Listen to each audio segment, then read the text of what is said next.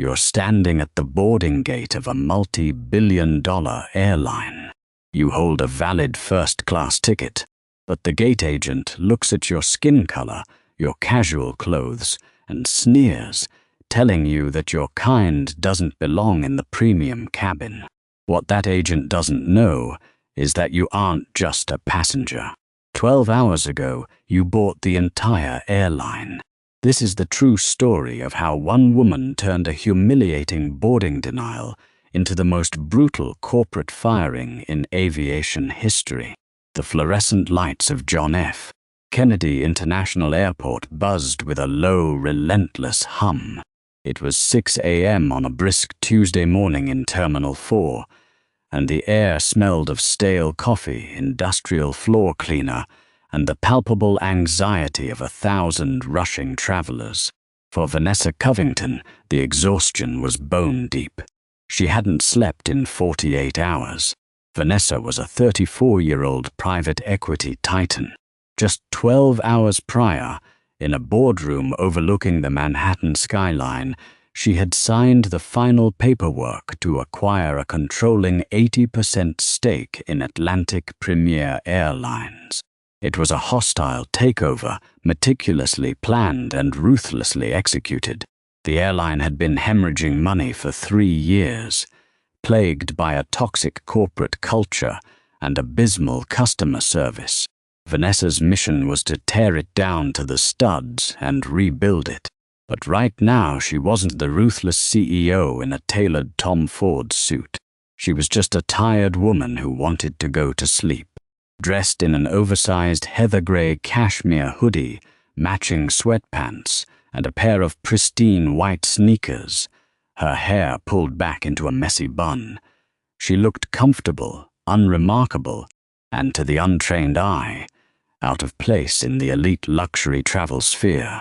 Her only luggage was a scuffed black carry-on and a leather tote bag slung over her shoulder. She approached Gate 42B, where Atlantic Premier's flagship Boeing 777 was preparing for its direct flight to London Heathrow. The digital sign above the desk flashed in the airline's signature navy and gold. Flight 114, boarding first class and diamond medallion members.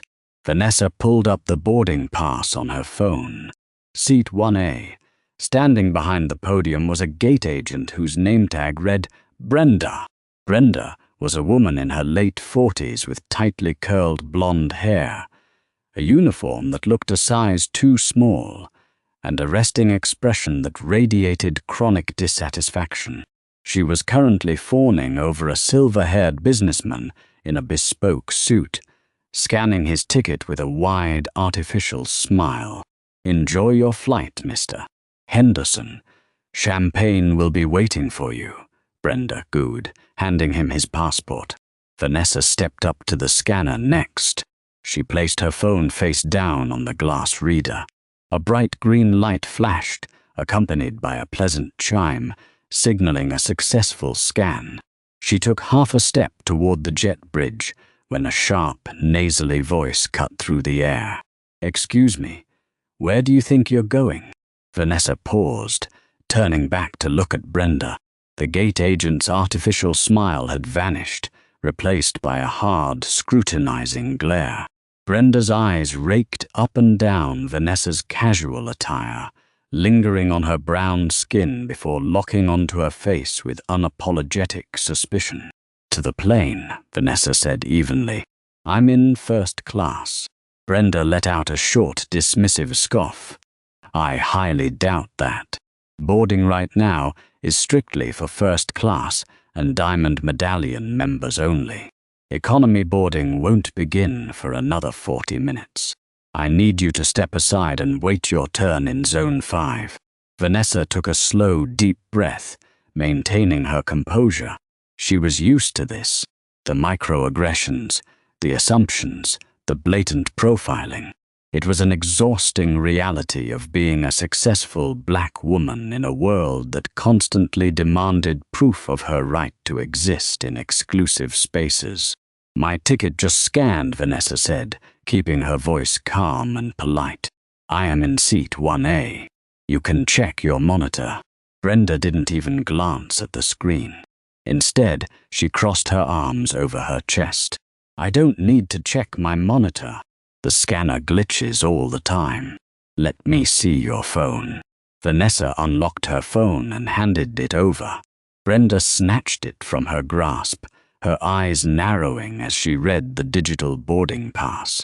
For a split second, a flicker of confusion crossed the agent's face, but it was quickly buried under a thick layer of stubborn prejudice. Vanessa Covington, Brenda read aloud, mispronouncing the last name slightly. Well, I don't know how you managed this, but this ticket is clearly fraudulent. Vanessa blinked, genuinely taken aback. Fraudulent? What are you talking about? People like you don't fly first class on this airline, especially not in a hoodie, Brenda said, her voice dropping to a conspiratorial, venomous whisper.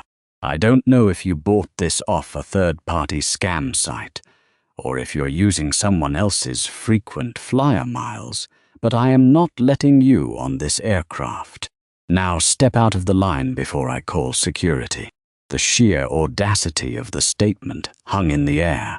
A few passengers waiting in the priority lane began to murmur. A woman with a designer poodle in a carrier leaned over to whisper something to her husband, both of them eyeing Vanessa with thinly veiled judgment. Vanessa felt a familiar heat rising in her chest, but her mind went ice-cold. She was the majority owner of this airline. She possessed the authority to fire Brenda with a single text message. But the corporate auditor in Vanessa kicked in. If this was how the frontline staff treated a randomly selected passenger of color, how deep did the rot go? She needed to see exactly how far they were willing to take this. Brenda, is it? Vanessa asked, her voice dropping an octave, losing the polite customer service lilt. I purchased that ticket directly through the Atlantic Premier corporate portal. It is tied to my name, my passport, and my credit card. I suggest you scan it again. I am not scanning anything, Brenda snapped, slamming Vanessa's phone down on the podium. I am denying you boarding. You are being disruptive, and you are holding up the line for our actual premium customers.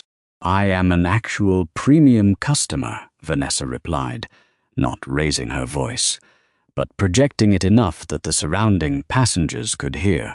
And you are profiling me based on my appearance and my race. Brenda's face flushed a mottled, angry red. How dare you play the race card with me? I am doing my job. We have strict security protocols against ticket fraud. Now, are you going to leave, or do I need to have you removed in handcuffs? Call your manager, Vanessa said, crossing her arms. She stood her ground, an immovable object against Brenda's irrational force. Brenda smirked, a vicious, triumphant little expression. Gladly. She picked up the heavy black radio attached to her hip. Dennis, I need a supervisor at gate 42B. We have an uncooperative, belligerent individual attempting to use a fraudulent boarding pass. Belligerent. The word made Vanessa's jaw tighten. It was the classic dog whistle used to criminalize black women who dared to advocate for themselves calmly. Within 2 minutes, a man in a crisp blue suit with a gold supervisor's badge jogged over to the podium. His name tag read Dennis Carmichael. He had slicked back dark hair, a sharp jawline, and an aura of supreme arrogance. What's the situation, Brenda? Dennis asked, not looking at Vanessa. This woman is trying to board first class using a flagged digital ticket. When I asked to step aside to verify the purchase, she became aggressive and started making accusations. Brenda lied flawlessly. Dennis finally turned to Vanessa, his expression one of bored irritation. He looked her up and down, making the exact same visual calculation Brenda had made moments prior. Hoodie, sneakers, black woman. In his mind, the verdict was already sealed. Ma'am, I'm going to have to ask you to collect your belongings and leave the gate area, Dennis said, his tone dripping with practiced condescension. Dennis, Vanessa said, locking eyes with him. Before you make a massive mistake, I want you to look at my reservation in your system. Type in my confirmation number. Look at the payment method. Look at the booking clearance level. I don't need to do that, Dennis sighed, running a hand through his hair. Brenda is one of my most senior agents. If she flagged your ticket as fraudulent, it's fraudulent. We have a massive issue with stolen credit cards purchasing last-minute premium seats on this route. So, you're accusing me of credit card fraud now? Vanessa asked softly. I'm stating company policy, Dennis countered. And frankly, your attitude isn't helping your case. Atlantic Premier Airlines reserves the right to refuse service to anyone who disrupts the boarding process. You are currently disrupting the boarding process. A man standing directly behind Vanessa in line, a ruddy-faced executive holding a leather briefcase, huffed loudly. Can we please get moving? Some of us have actual business to conduct in London. Dennis offered the man a sympathetic, apologetic smile. I am so sorry for the delay, sir. We will have this cleared up momentarily. He turned back to Vanessa, his face hardening into stone. Last warning.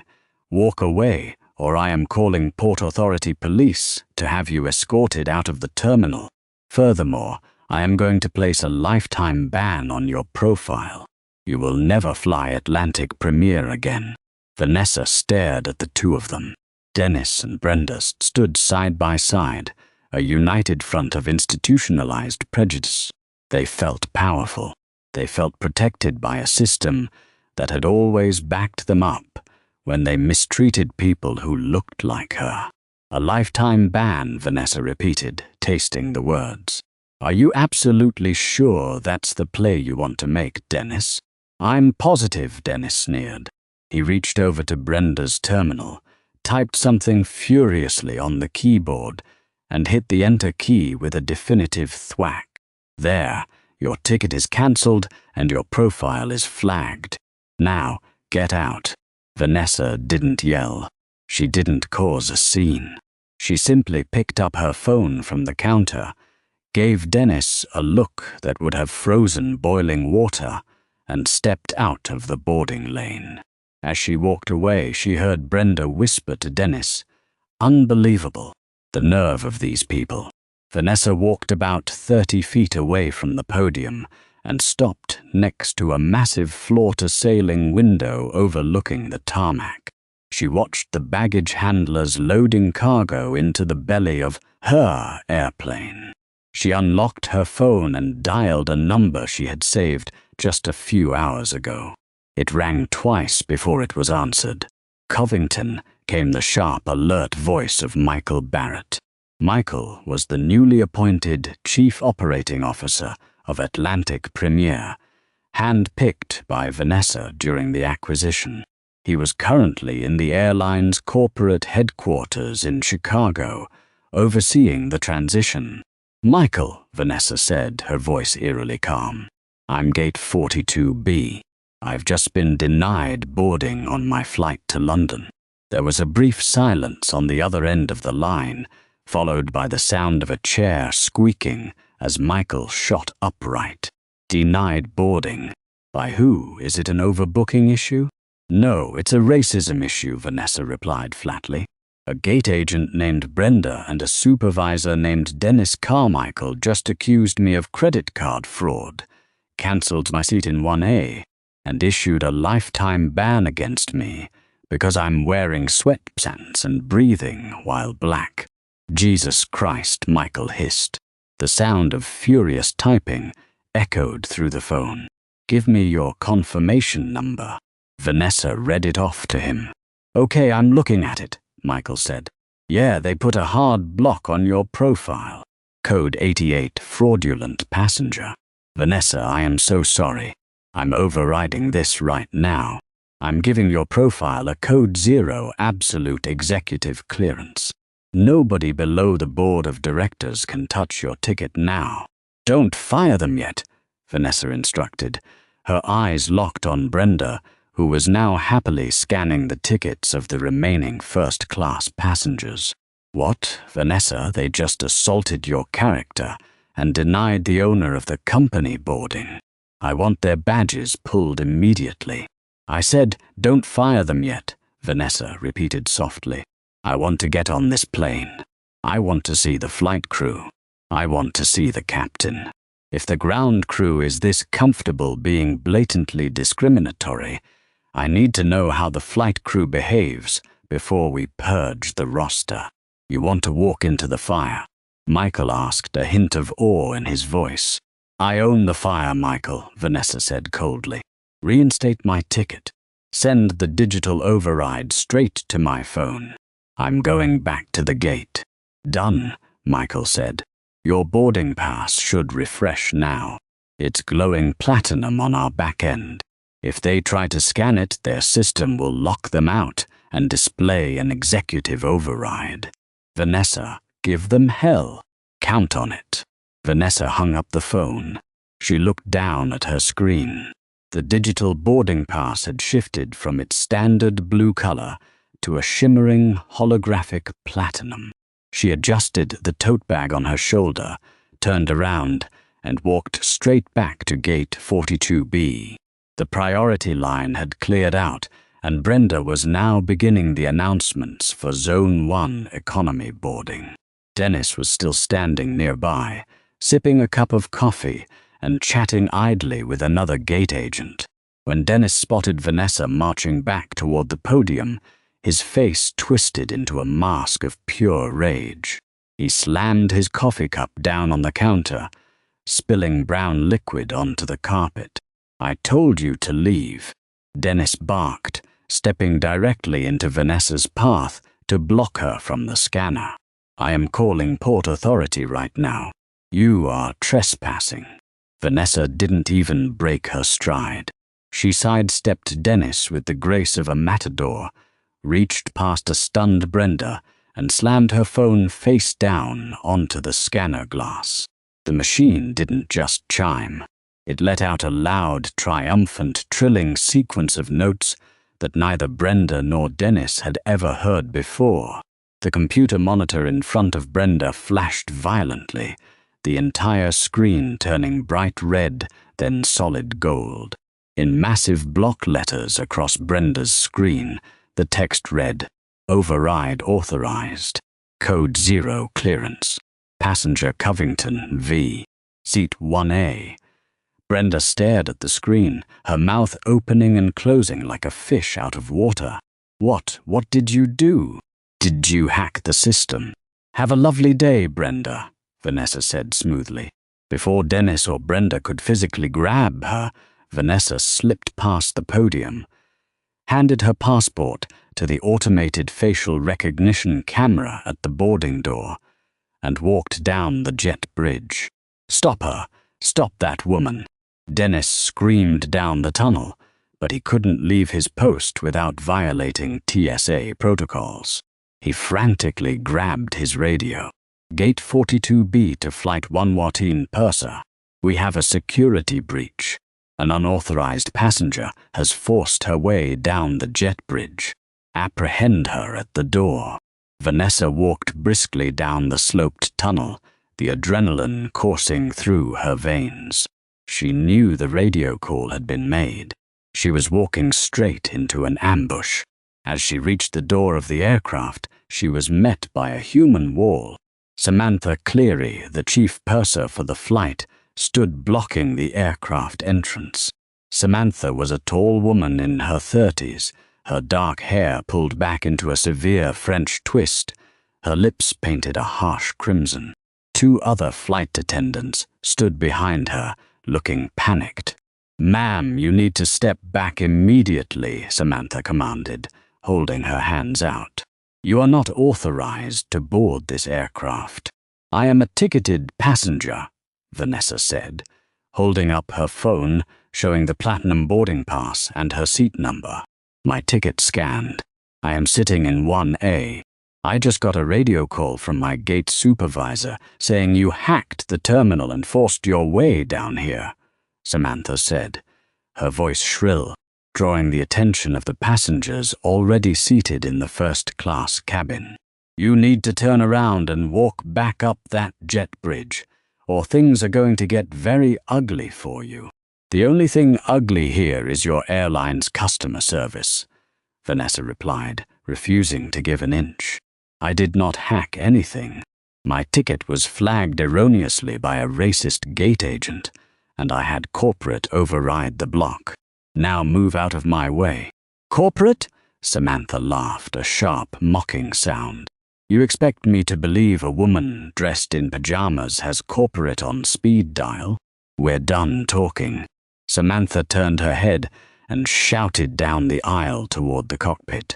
Captain Evans, we need you at the front door immediately. Seconds later, the heavy door of the flight deck swung open. Captain Gregory Evans stomped out. He was a large, imposing man in his late 50s, his uniform adorned with 4 gold stripes.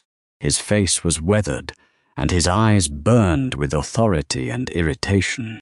What is going on here, Samantha? Captain Evans demanded. This woman pushed past the gate agents. Dennis radioed that her ticket is fraudulent, but she's refusing to leave the aircraft. Samantha reported, pointing an accusatory finger at Vanessa. Captain Evans turned his imposing frame toward Vanessa. He puffed out his chest, attempting to use his physical size to intimidate her. Listen to me very carefully, little lady, Captain Evans growled, his voice a deep, rumbling threat. This is my aircraft. I am the supreme authority on this tube of metal. When I tell you to get off, you get off. If you don't turn around right now, I will physically throw you off this plane myself. Vanessa looked up at the captain. The sheer, unchecked arrogance of the man was breathtaking. He hadn't asked for her side of the story. He hadn't looked at her ticket.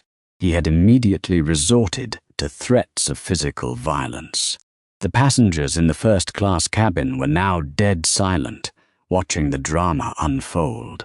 Mr. Henderson, the silver-haired businessman from the gate, leaned out of seat 2A. Just arrest her already, Captain. We're going to miss our departure slot. Vanessa slowly lowered her phone. She looked at Samantha, then at Captain Evans. The audit was complete. The cancer in this company wasn't just isolated to the terminal. It infected the flight crew, the management, the very core of Atlantic Premier's operations. Captain Evans, Vanessa said, her voice dropping into a register of such absolute chilling authority that the large man momentarily blinked in surprise. If you lay a single finger on me, it will be the last mistake you make in your aviation career. I suggest you call ground operations and ask them who exactly holds a Code Zero clearance in your boarding system. I don't give a damn about a computer glitch. Evans roared, losing his temper. He reached out and grabbed Vanessa tightly by the upper arm. His grip was bruising, meant to hurt, meant to show dominance. I said, "Get off my plane." Vanessa didn't flinch. She didn't scream. She looked down at the large, pale hand gripping her cashmere hoodie, and then she looked directly into Captain Evans's eyes. "Take your hand off me," she whispered, her voice like broken glass. Now, before Evans could react, the heavy footsteps of multiple people echoed rapidly down the jet bridge. "Police, Port Authority, police." "Step back," a loud voice commanded. 3 armed police officers rushed to the aircraft door, accompanied by a panting, red-faced Dennis Carmichael. "That's her. Arrest her," Dennis screamed, pointing at Vanessa. "She's trespassing and committing fraud." Captain Evans let go of Vanessa's arm and took a step back, a smug smile spreading across his face. "Officers, this woman has breached security and is refusing to disembark my aircraft. Take her away." The lead officer, a burly man named Sergeant Miller, pulled out a pair of metal handcuffs. He stepped toward Vanessa, assessing the situation. "Ma'am, you need to come with us. Keep your hands where I can see them." Vanessa calmly placed her hands in front of her, but instead of surrendering to the cuffs, she reached into her leather tote bag.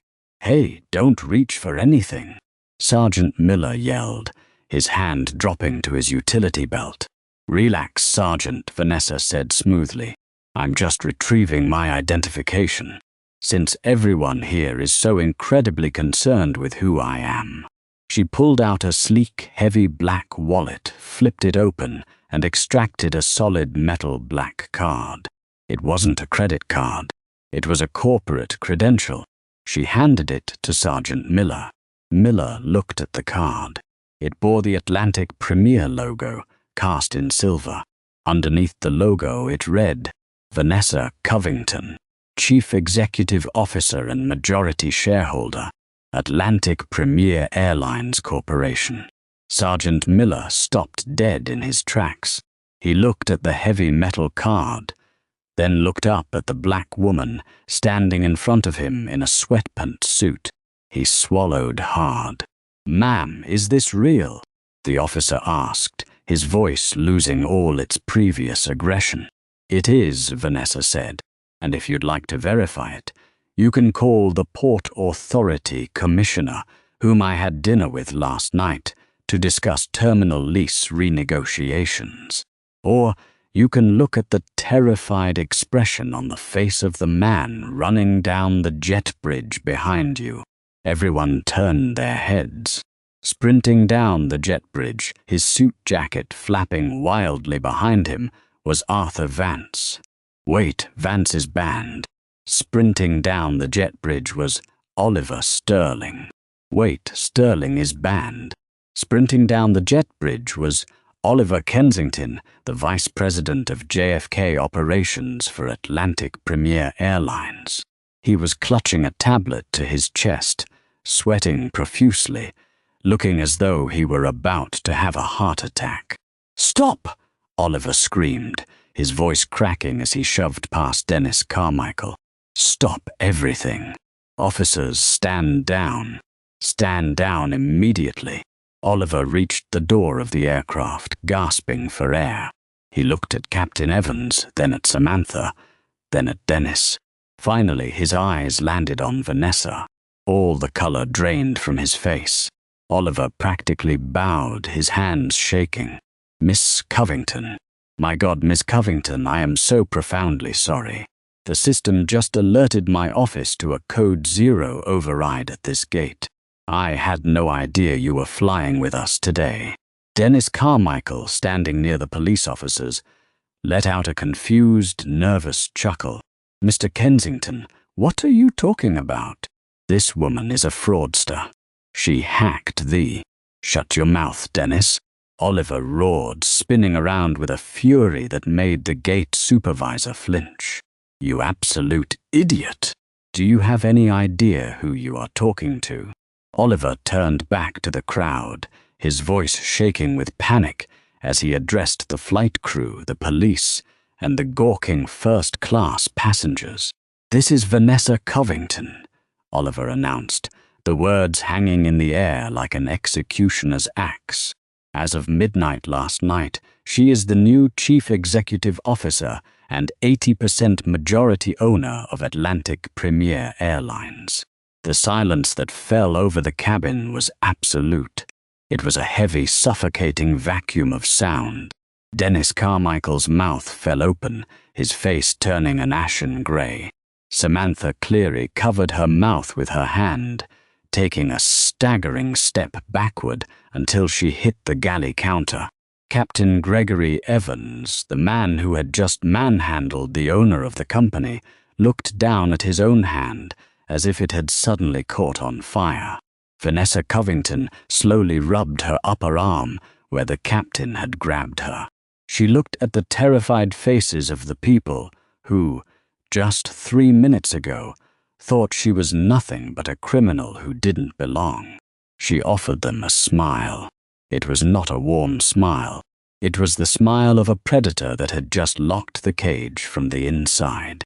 "Good morning, team," Vanessa said softly. "It seems we have a lot to talk about regarding your continued employment." The heavy silence in the first-class cabin was shattered only by the faint, rhythmic hum of the Boeing 777's auxiliary power unit. Sergeant Miller, realizing how dangerously close he had come to unlawfully arresting a billionaire CEO on her own aircraft, took 3 large, deliberate steps backward.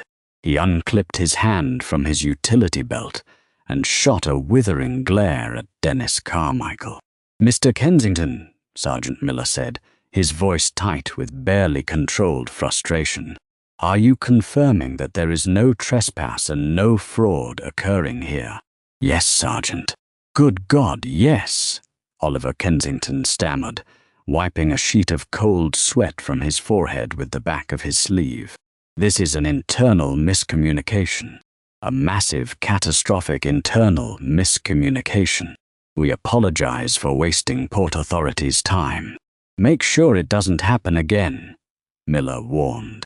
He tipped his hat respectfully to Vanessa. "Ma'am, apologies for the intrusion."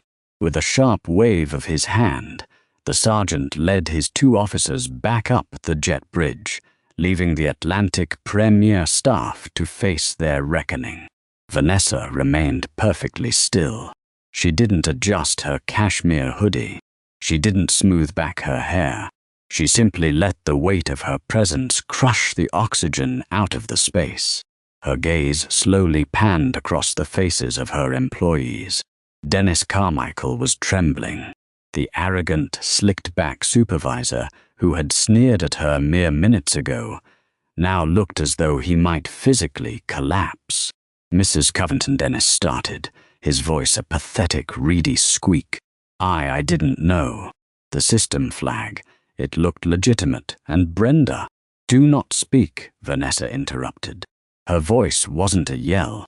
It was a lethal, quiet command that echoed off the curved overhead bins. "You do not get to blame the system, Dennis. The system did exactly what I programmed it to do when my COO issued a Code Zero override. You chose to ignore it. You chose to weaponize airport security because your bruised ego couldn't fathom that a black woman in sweatpants outranked your entire bloodline." Dennis opened his mouth, but no words came out. He looked to Oliver for help, but the vice president of JFK operations stared resolutely at the floor, refusing to make eye contact with a dead man walking. Vanessa turned her attention to Oliver. "Oliver, I want Dennis Carmichael's security badge and credentials handed over right now. I want Brenda, the agent at the gate, escorted off the premises immediately. They are terminated, with cause effective this exact second. They will not receive severance, and if they challenge this, my legal team will bury them in litigation for the rest of their natural lives." "Yes, Miss Covington, right away," Oliver breathed, stepping forward and holding out his hand to Dennis. "Hand it over, Dennis." Now, with trembling, clumsy fingers, Dennis unclipped the gold supervisor badge from his lapel and handed it to Oliver. He didn't look at Vanessa again as he turned and shuffled up the jet bridge, a hollow shell of the man who had ordered her removal. "Now," Vanessa said, turning her ice-cold gaze toward the flight crew, "let's talk about the sky." Samantha Cleary, the chief purser, pressed her back harder against the galley wall. Her harsh crimson lipstick suddenly looked clownish against her chalk-white complexion. But it was Captain Gregory Evans who finally found his voice. He puffed out his chest, attempting to salvage a shred of his shattered authority. "Listen here, Miss Covington," Captain Evans said, his voice low and defensive. "I am a tenured pilot with 25 years of unblemished service. I am protected by the Airline Pilots Association. You cannot just waltz on here and—" "I can do whatever I want, Captain Evans," Vanessa snapped, closing the distance between them. She stood inches from him, refusing to yield a millimeter of space to his imposing frame. "You grabbed my arm. You laid hands on a ticketed passenger. I don't care if you've been flying since the Wright brothers. Physical assault is a zero-tolerance violation of federal aviation regulations and Atlantic Premier's corporate charter. You were a security threat. Evans shot back, though his eyes darted nervously around the cabin. I was securing my aircraft. You were securing your prejudice, Vanessa corrected sharply. You didn't ask for my boarding pass. You didn't consult with ground operations. You took one look at me and decided I was a criminal who needed to be physically thrown out into the terminal. You are a liability to this airline, Captain. Evans's jaw tightened. The Union will have a field day with this. Let them, Vanessa whispered, a dangerous smile touching her lips. I welcome the arbitration. I have the entire altercation recorded on the jet bridge security cameras, and I have 30 first-class witnesses who watched you assault an unresisting passenger. I will personally see to it that the FAA revokes your medical clearance for psychological instability before you ever touch a yoke again. Evans swallowed hard. The bluster faded from his eyes, replaced by a deep, hollow realization that his career had just evaporated in the span of 5 minutes. Vanessa looked past the captain to the terrified purser. Samantha, you escalated a situation without verifying the facts. You mocked a passenger. Your customer service is an embarrassment to the luxury brand I am trying to build. Mrs. Covington, please, Samantha begged, tears finally spilling over her eyelashes and ruining her meticulous makeup. I was just following the ground crew's lead. I have a mortgage. Please. Vanessa felt a fleeting ping of empathy, but she immediately crushed it. This was the exact toxic rot she had bought the airline to eradicate. Empathy for the perpetrators meant cruelty to the victims they had marginalized for years. I am sure you do have a mortgage, Samantha, Vanessa replied evenly, but you will not pay it with Atlantic Premier's money. Vanessa turned back to Oliver Kensington, who was still clutching his tablet like a life preserver. Oliver, Vanessa said, her voice ringing out clearly for the entire cabin to hear. I want this entire crew off my airplane. The captain, the first officer, the purser, and every single flight attendant currently on board. Strip them of their duties pending a formal HR termination review.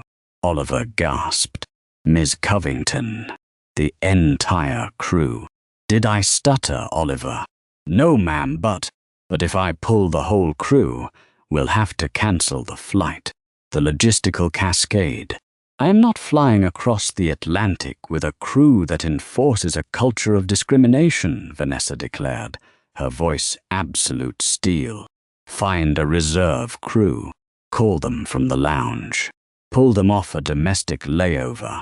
I don't care how you do it, but you have exactly 30 minutes to staff this aircraft with professionals, or I will start looking for a new VP of JFK operations. Do we have an understanding? Oliver nodded frantically, his fingers flying across the screen of his tablet.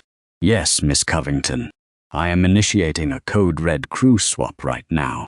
I will have a standby crew here in 20 minutes. Good, Vanessa said. She stepped past the disgraced captain, ignoring his stunned, defeated expression, and walked into the first-class cabin. As Vanessa walked down the aisle toward her seat, the atmosphere in the cabin was electric. The passengers had watched a masterclass in corporate execution, and they were dead silent. That is, until Mr. Henderson, the silver-haired businessman from the gate, decided his patience had reached its limit. Henderson unbuckled his seatbelt and stood up, blocking the aisle. His face was flushed with entitled rage. Now wait just a damn minute, Henderson barked, pointing a finger at Vanessa. I don't care who you are or what company you just bought. I paid $12,000 for this seat. I have a multi-million-dollar merger meeting in London at 3 o'clock this afternoon. You are not delaying this flight by 2 hours so you can throw a corporate temper tantrum. Vanessa stopped. She looked at Henderson's extended finger, then up at his flushed face. The audacity of this man, who had happily watched her being racially profiled at the gate just to speed up his own boarding process, was breathtaking. "Mr. Henderson, is it?" Vanessa asked softly. "Yes, it is, and I demand that this plane leaves the gate right now." Vanessa tilted her head slightly. "Mr. Henderson, earlier at the gate, when you thought I was a criminal being rightfully ejected, you told the captain to just arrest her already, so you wouldn't miss your departure slot. Do you remember that?" Henderson scoffed. "I was stating a fact. You were causing a scene." "No, Mr. Henderson. I was being racially profiled, and you were inconvenienced by it," Vanessa corrected, her tone remarkably calm but dripping with venom. "You paid $12,000 for a seat on my airplane. I paid $3.2 billion for the airline. My investment outranks yours."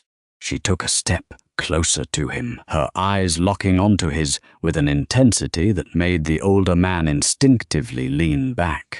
"This airline operates under my rules now," Vanessa continued, "and my first rule is that we do not tolerate bigotry from our staff, nor do we prioritize the comfort of passengers who gleefully enable it. If a 20-minute delay to ensure the safety and dignity of every passenger on this aircraft is unacceptable to you, you are more than welcome to gather your belongings and deplane. I will personally see that your $12,000 is fully refunded." She paused, letting the silence stretch out, challenging him to call her bluff. "But let me be clear," Vanessa added, lowering her voice. "If you step off this aircraft, you will join Dennis on the lifetime ban list. You will never fly Atlantic Premier again. So what is it going to be, Mr. Henderson? Are you staying or are you walking?" Henderson opened his mouth to argue, but the sheer unyielding force of Vanessa's presence snuffed out his bravado. He looked around the cabin. Several other passengers were glaring at him, clearly siding with the woman who had just dismantled the flight crew. Henderson clamped his mouth shut, his face burning a deep crimson, and slowly sank back into his seat, hastily clicking his seatbelt back into place. "That's what I thought," Vanessa said smoothly. She walked past him, finally arriving at seat 1A. She tossed her leather tote bag onto the plush leather cushion, sat down, and exhaled a long, steady breath. The adrenaline was beginning to recede, leaving behind a sharp, focused clarity. At the front of the aircraft, the purge was underway. It was a surreal, unprecedented sight. Captain Gregory Evans, his face pale and slack, emerged from the cockpit carrying his heavy flight bag. The first officer followed silently behind him. They walked down the aisle, stripping their epaulets from their shoulders, a universal sign of a suspended pilot, and exited through the forward door. Samantha Cleary and the other 4 flight attendants followed shortly after. They kept their heads bowed, refusing to look at any of the passengers as they took the longest walk of shame in aviation history. The jet bridge swallowed them whole, leaving the massive Boeing 777 entirely devoid of crew. For 10 minutes the plane sat quietly. Oliver Kensington stood by the boarding door, barking rapidly into his radio, coordinating the logistics of a miracle. "I don't care if they are in the middle of their coffee break.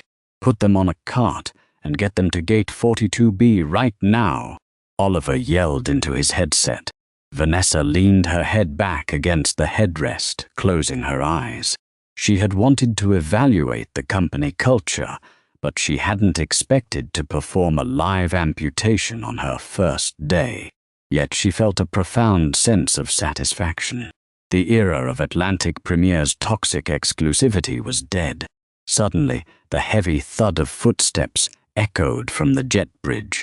"Standby crew approaching," Oliver announced loudly, his voice cracking with relief. Vanessa opened her eyes and looked toward the front of the cabin. Stepping through the door was a tall, distinguished black man in his late 40s, wearing the pristine uniform of a senior captain. The 4 gold stripes on his shoulders gleamed under the cabin lights. He was followed by a diverse crew of flight attendants, a mix of ages, backgrounds, and ethnicities that looked entirely different from the homogeneous crew that had just been fired. The new captain paused at the door, exchanging a brief, whispered word with Oliver. Oliver pointed directly at seat 1A. The captain nodded, adjusted his cap, and walked purposefully down the aisle until he stood next to Vanessa's suite. He extended a firm, confident hand. "Mrs. Covington," the captain said, his voice a deep, resonant baritone. "I am Captain David Jackson. I've been with Atlantic for 15 years. I was just pulled from standby to take command of Flight 11 Fiend." Vanessa shook his hand, feeling the solid, professional grip. "It's a pleasure to meet you, Captain Jackson. I apologize for the abrupt change in your schedule." Captain Jackson offered a warm, knowing smile. He leaned in slightly, lowering his voice so only she could hear. "Don't apologize, ma'am. Word travels fast in the crew lounges. We heard exactly what happened at the gate, and we heard what you did to Evans." Captain Jackson's eyes shone with a mixture of respect and quiet triumph. "We've been waiting a long time for someone to clean house at this airline. It is an absolute honor to fly you to London today." Vanessa felt a genuine smile break across her face for the first time in 48 hours. "The honor is mine, Captain. Let's get this bird in the air." "Right away, boss," Captain Jackson said with a wink. He turned on his heel and marched toward the flight deck, radiating a renewed sense of pride and authority. As the new flight attendants dispersed through the cabin, offering genuine smiles and pre-departure beverages, the atmosphere on the plane shifted entirely. The oppressive tension evaporated, replaced by a fresh, breathable air of professionalism and respect. Vanessa sank back into her seat and picked up her phone. She opened a new message to Michael Barrett, her CO. "Ground and flight crews purged. Replacement crew boarded. Departure in 10. The cleanup has officially begun." She hit send, locked her phone, and finally allowed herself to close her eyes as the massive engines of the Boeing 777 roared to life, ready to take her and her new airline into the sky. The Boeing 777 leveled out at cruising altitude, the seatbelt sign chiming off with a soft, reassuring bing. The newly appointed flight crew moved through the first-class cabin with silent, practiced grace, pouring vintage champagne and distributing warm, scented towels. Vanessa Covington didn't ask for champagne. She asked for a black coffee, opened her sleek silver laptop, and connected to the aircraft's high-speed satellite Wi-Fi. The adrenaline from the gate confrontation had fully burned off, leaving behind a cold, analytical focus. She logged directly into Atlantic Premier's secure corporate intranet. Using her newly minted Code Zero administrative credentials, she bypassed 3 layers of executive firewalls and accessed the Master Human Resources database. She typed in Gregory Evans, Senior Captain. The file populated on her screen, and what she saw made her blood run cold. Evans didn't just have a bad day at Gate 42B. His file was a graveyard of buried grievances. Over the past 6 years, there were 14 separate complaints filed against him by flight attendants and ground staff. The complaints ranged from blatant racial discrimination to aggressive physical intimidation. She pulled up the file for Brenda Miller, gate agent. 9 complaints. 7 of them involved racial profiling of minority passengers holding premium tickets. Vanessa's eyes narrowed. In any functional corporation, either of these employees would have been terminated years ago. Yet every single complaint had been marked resolved, no action required. She scrolled down to the signature line on the resolution forms.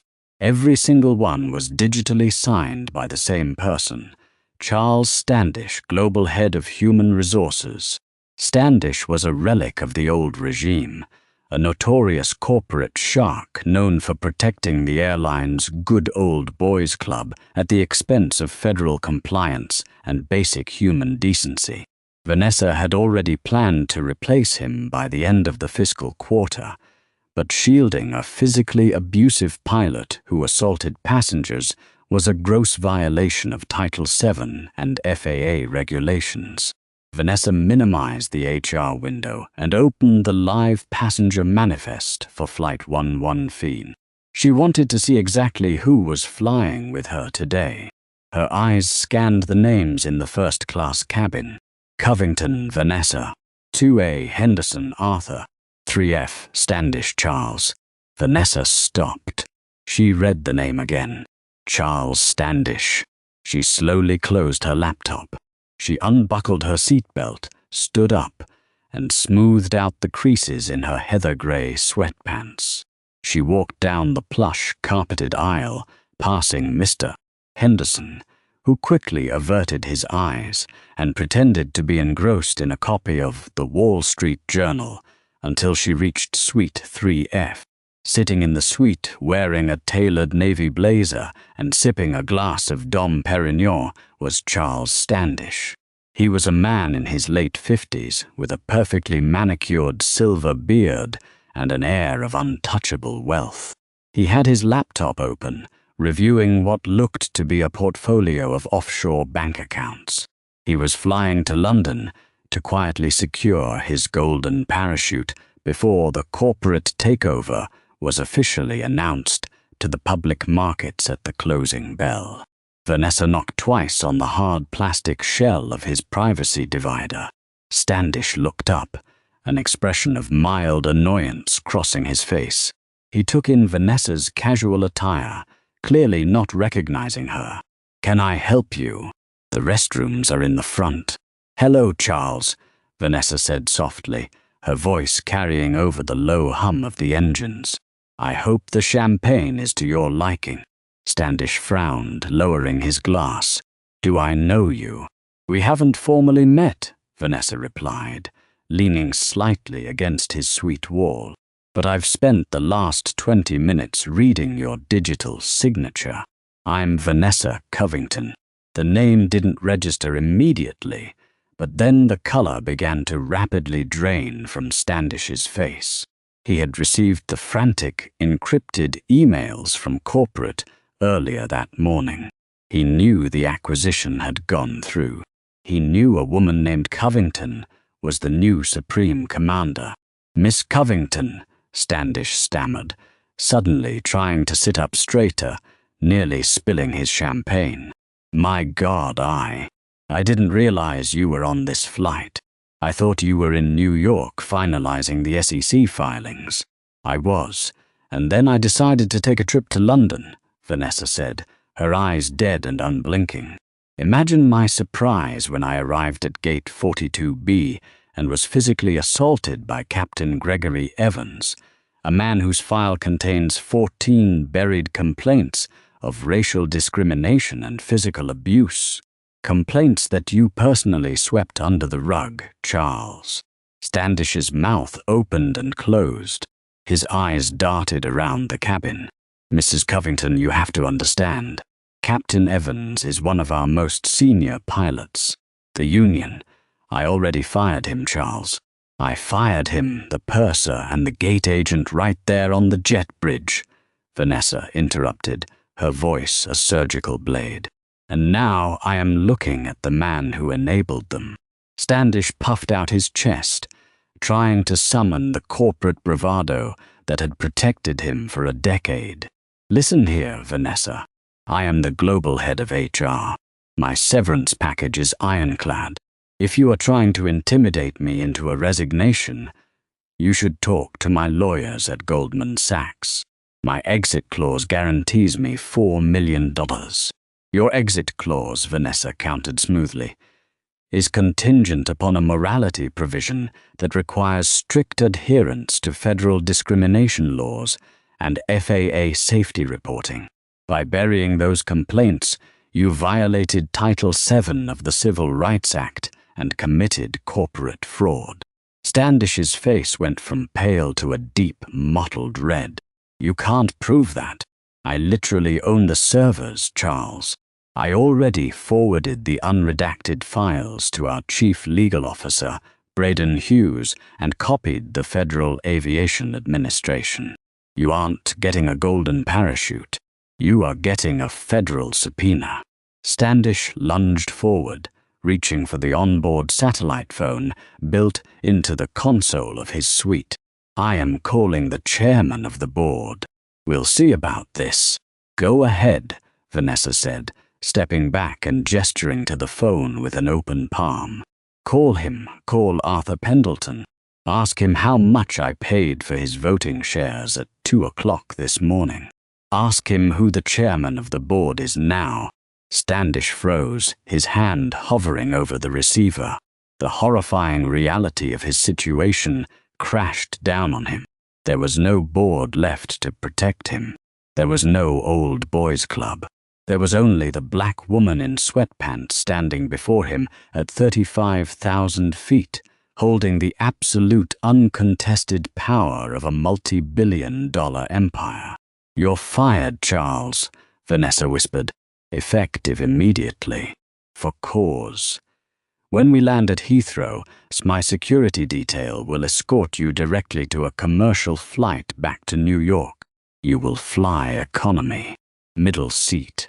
And if you ever try to contact a member of my staff again, I will personally see to it that you face federal indictment. Standish sat back in his seat, utterly defeated, staring blankly at his laptop screen. The offshore accounts wouldn't save him now. Vanessa didn't wait for a response. She turned and walked back to seat 1A, the undisputed queen of the sky. 7 hours later, Flight 114 broke through the heavy, grey cloud cover of London and touched down on the tarmac at Heathrow Airport. The landing was flawless, a testament to Captain Jackson's skill.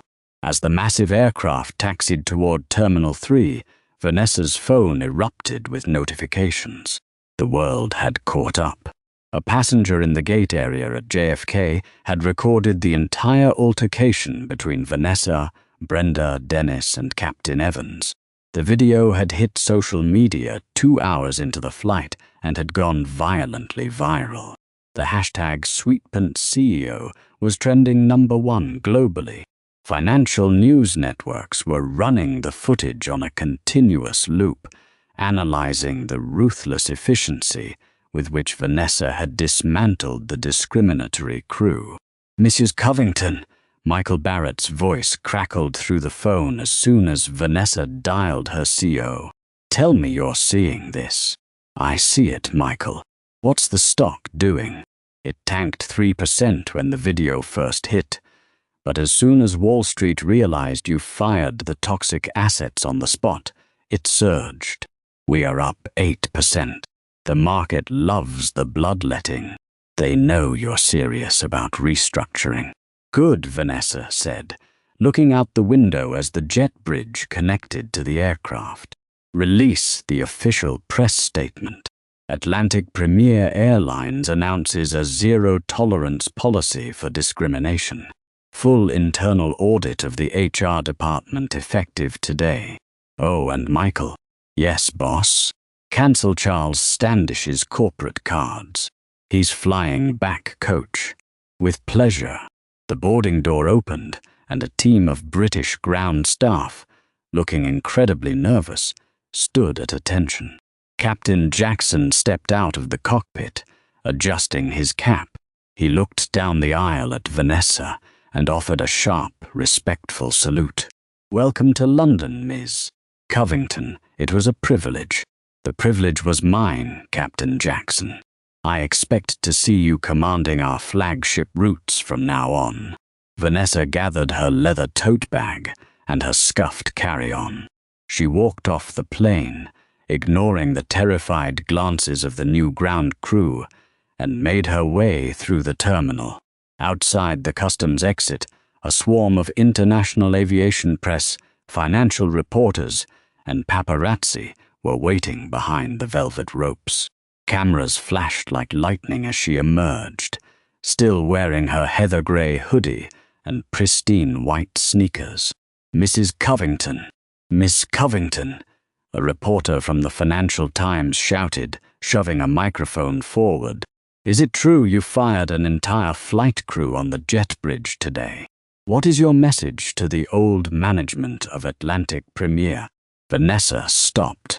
She looked directly into the lens of the nearest television camera. Her expression was calm, regal, and fiercely uncompromising. "My message is simple," Vanessa said, her voice carrying effortlessly over the clamor of the press. For too long, the luxury travel industry has operated under the delusion that respect is determined by what you wear or the color of your skin. Today, Atlantic Premier Airlines learned that respect is non-negotiable. If you cannot treat every single passenger with the dignity they deserve, you will not work for my airline. We are clearing the runway. A new era starts now."